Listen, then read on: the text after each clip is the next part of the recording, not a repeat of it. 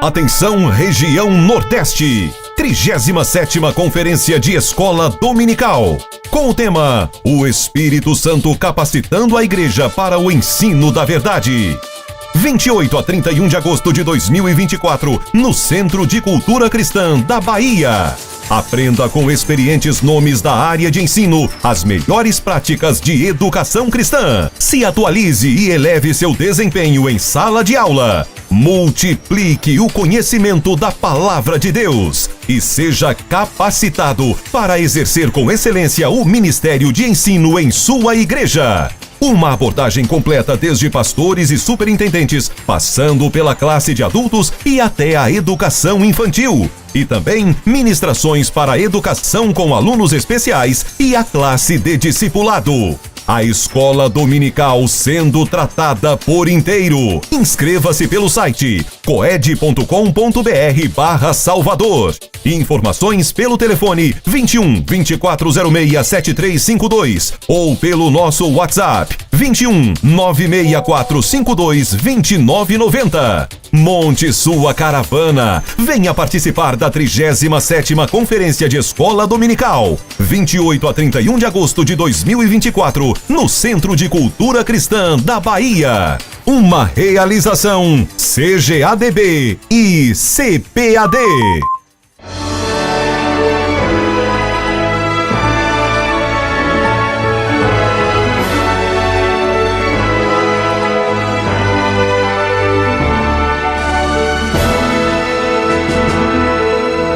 Subsídios.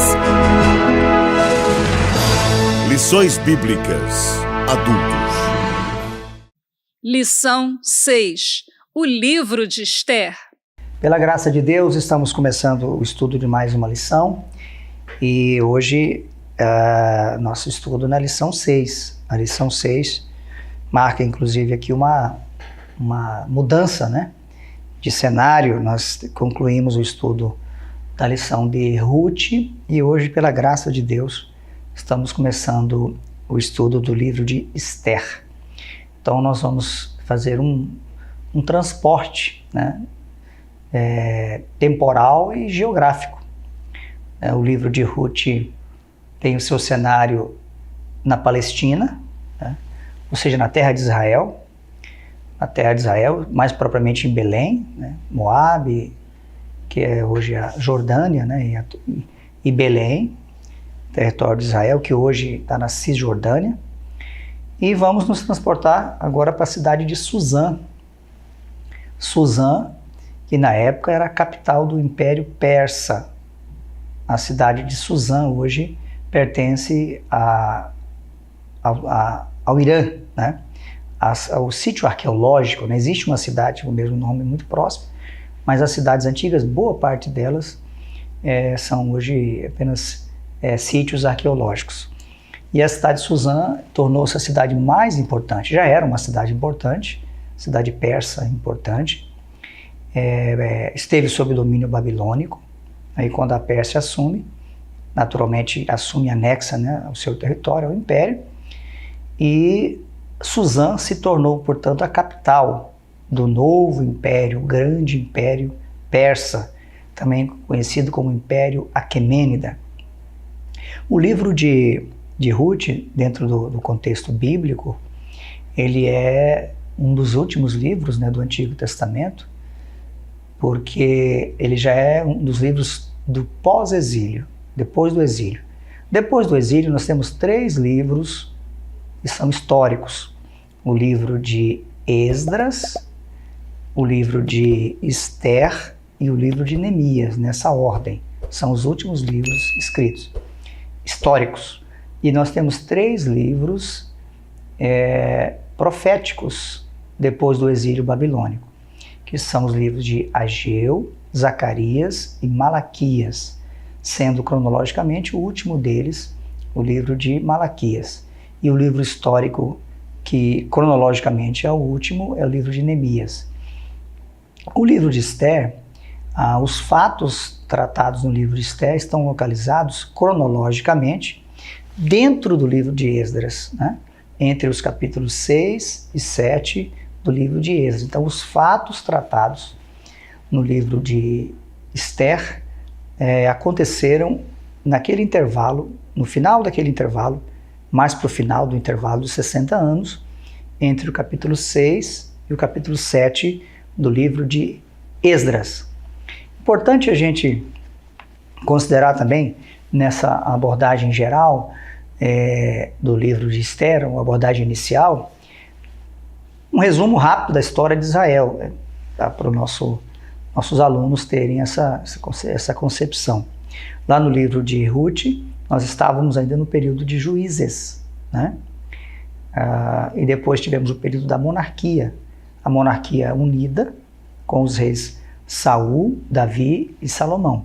E depois a monarquia dividida, com Roboão, que ficou com o reino do sul, Judá e Benjamim, e Jeroboão, que foi o primeiro rei do reino do norte, né? As 10 tribos com capital em Samaria, e Judá com capital em Jerusalém.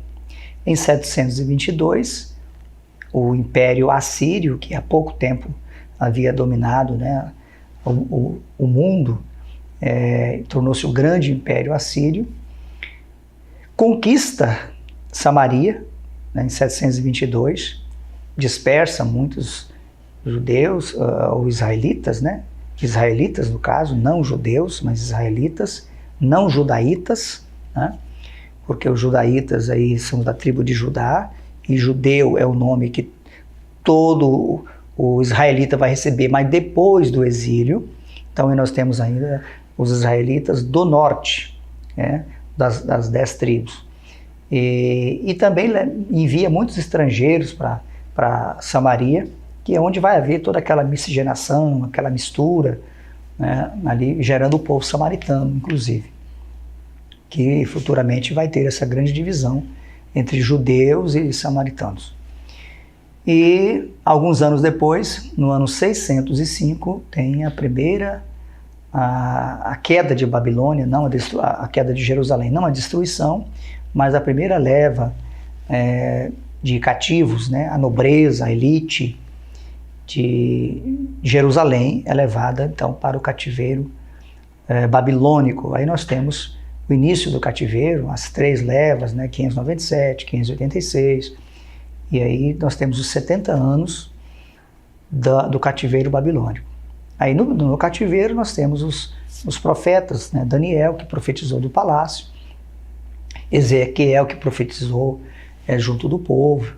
Então são os 2 profetas desse período.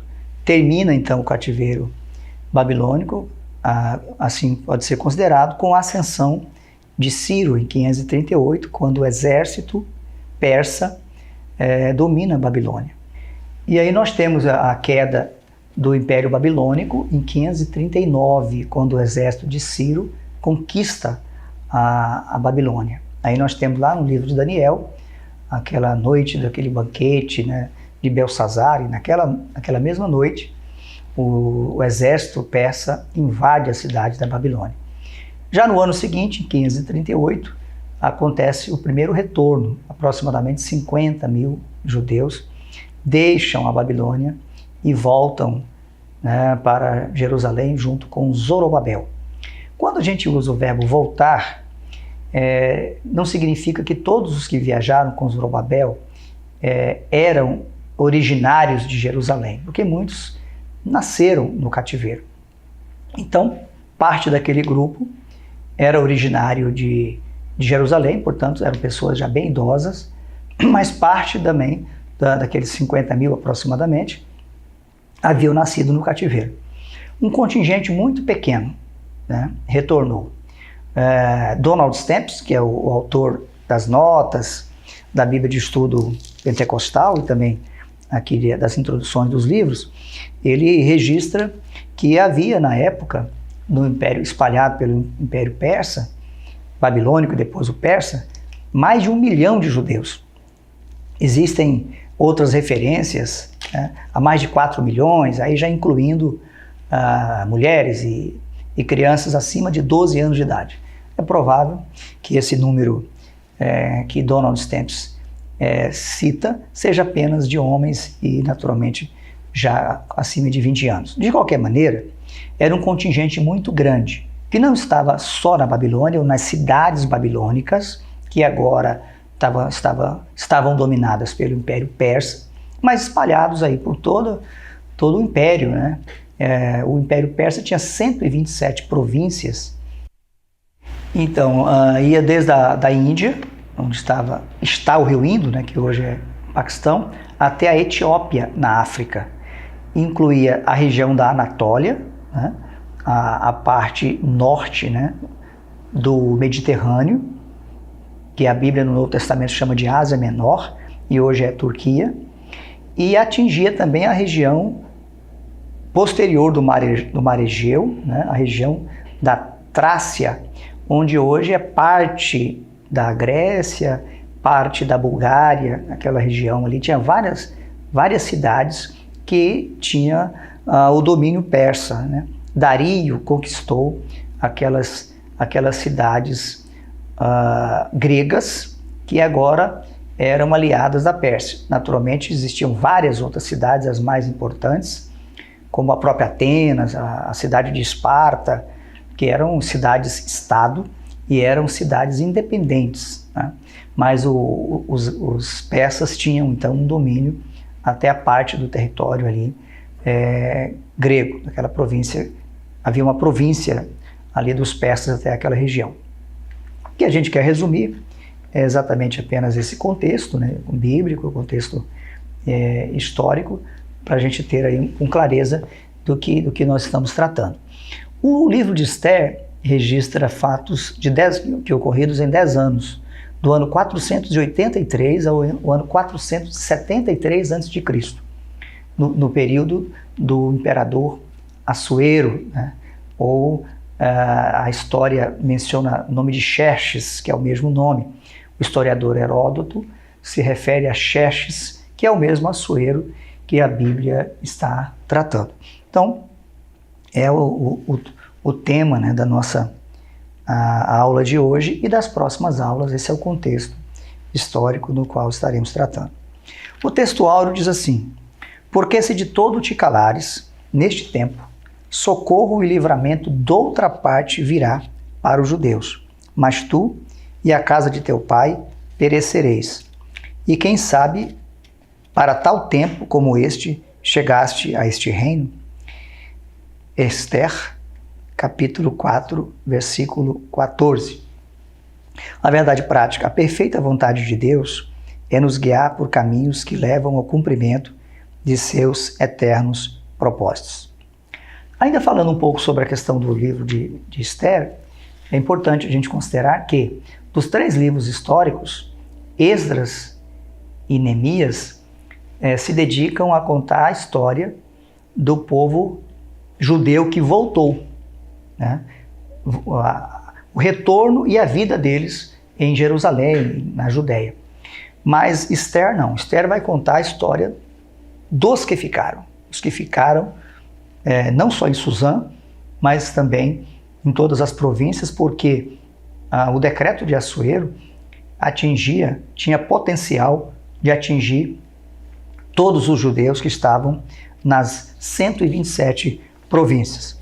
Na estrutura da nossa lição, primeiro falaremos sobre a organização do livro, depois o segundo ponto fala do contexto histórico, já fizemos uma referência a respeito, e o terceiro ponto fala sobre propósito e mensagem do livro de Esther. Muito bem, o livro de Esther é um livro histórico, né? Está dentro dos livros históricos, na Bíblia evangélica, né? A Bíblia protestante ou a Bíblia evangélica. Na Bíblia hebraica, ele está na terceira seção, chamada de Ketuvim, ou escritos, né? Como nós falamos na primeira aula desse trimestre, na segunda aula desse trimestre, a Bíblia hebraica, que tem apenas os livros do nosso Antigo Testamento, os 39 livros, em outra divisão, bem diferente, e não com o mesmo número de livros, porque, por exemplo, os profetas menores compõem um livro só, então não são 39 por causa disso, mas o conteúdo é o mesmo, né, da Bíblia hebraica, e da Bíblia evangélica. Que o nosso Antigo Testamento é a Bíblia hebraica, que é chamada de Tanar. E a Tanar tem a Torá, que são 5 livros de Moisés, o Pentateuco, tem os Neviim, que são os profetas anteriores, profetas posteriores, e tem os Ketuvim, que são os escritos, considerando a partir do livro dos Salmos, dentro da organização da Bíblia hebraica. Dentre os livros considerados nessa terceira seção, está o livro de Esther, e ele também está entre os 5 rolos, ou Megilot, que eram livros, ou que são livros lidos pelos judeus em suas festas comemorativas. E o livro de Esther, que narra inclusive a instituição da festa do Purim, é lido nesta festividade, nesta ocasião. Os judeus que conservam as tradições judaicas ainda fazem a leitura desse livro durante a chamada festa do Purim.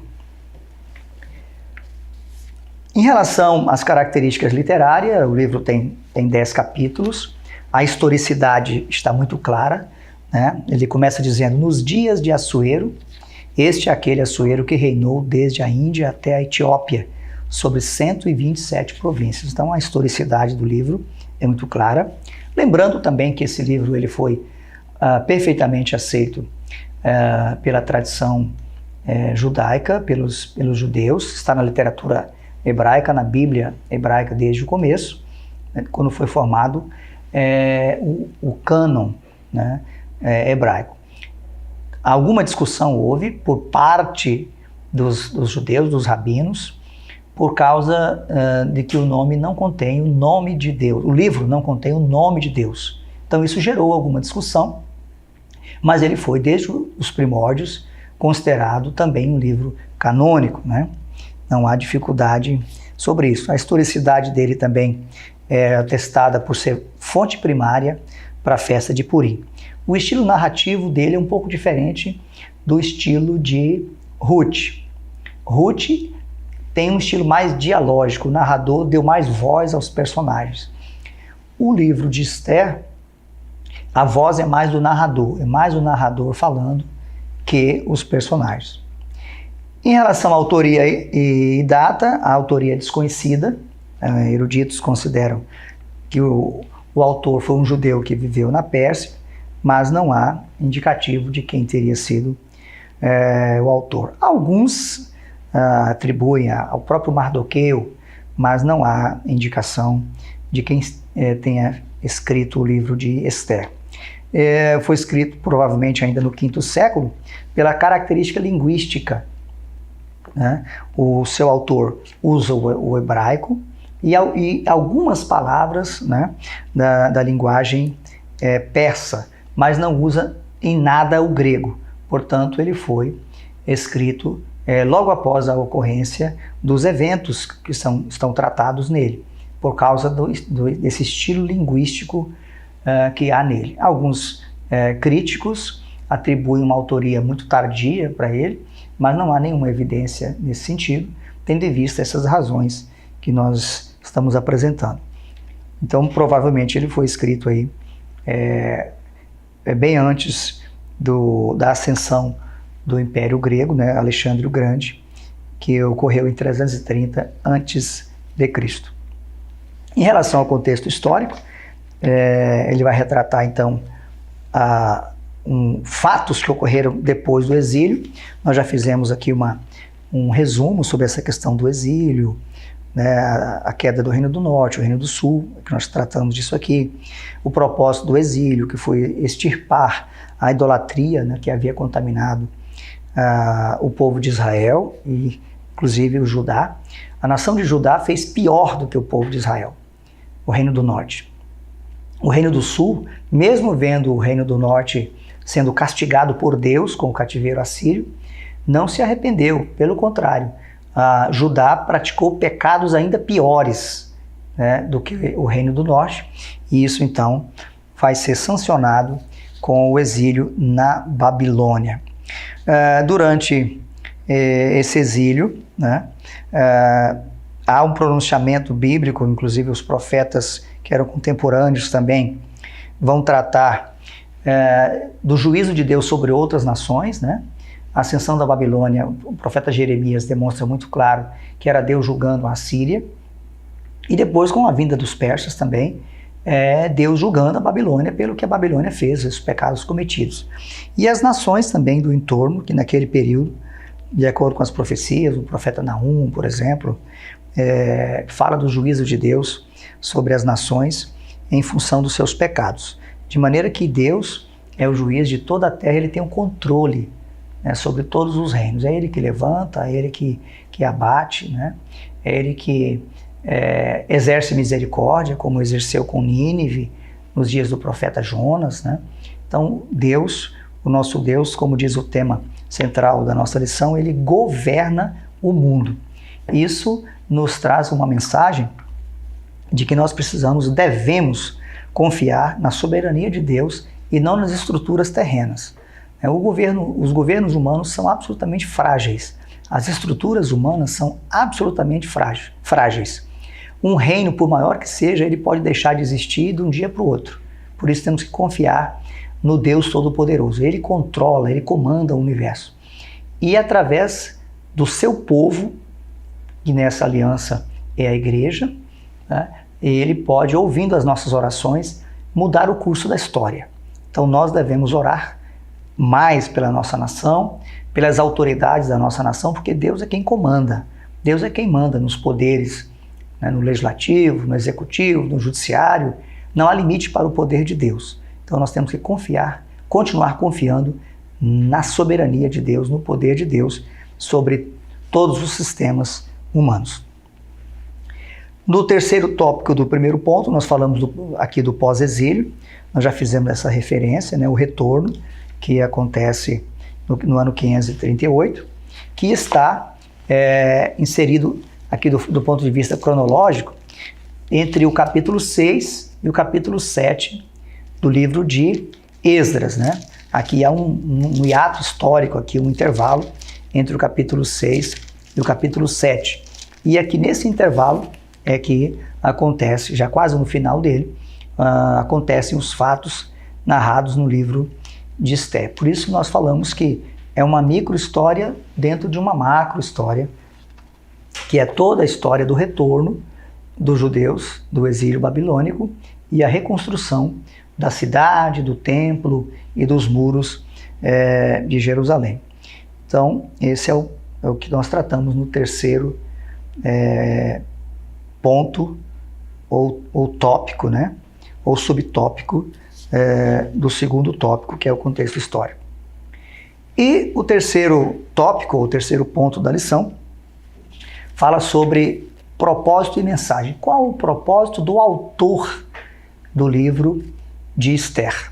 O principal propósito é exatamente narrar a providência de Deus na libertação do seu povo.